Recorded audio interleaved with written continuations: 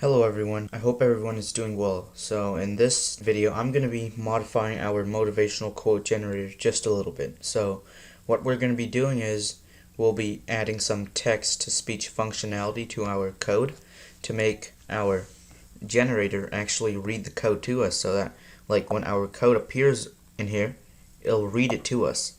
So let's get started. Make sure you go subscribe and smash that like button. So yeah, just do it please.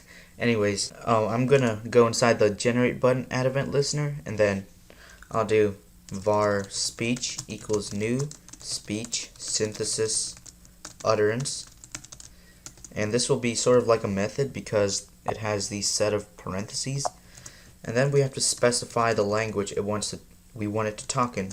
So it will be English, so I'll type EN, then capital US.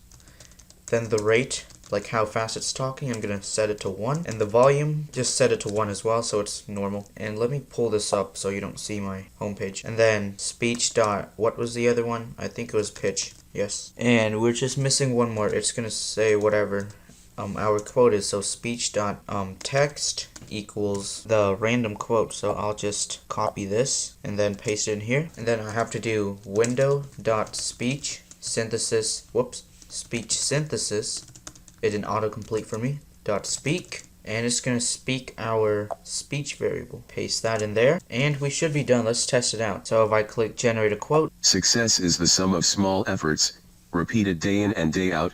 Robert Collier. Yep, it appears to me that it's working perfectly fine. So this is it for the video. I know this is a short video, but I thought you guys might want to see it, so I made it for you guys. And this is the end of the video. I hope you guys enjoyed the video and found it useful. If you did, please make sure to subscribe and turn on notifications by tapping the bell icon so you won't miss out on more videos just like this as soon as I post it. Other than that, I hope you guys have a nice day, and I hope to see you again in my next video.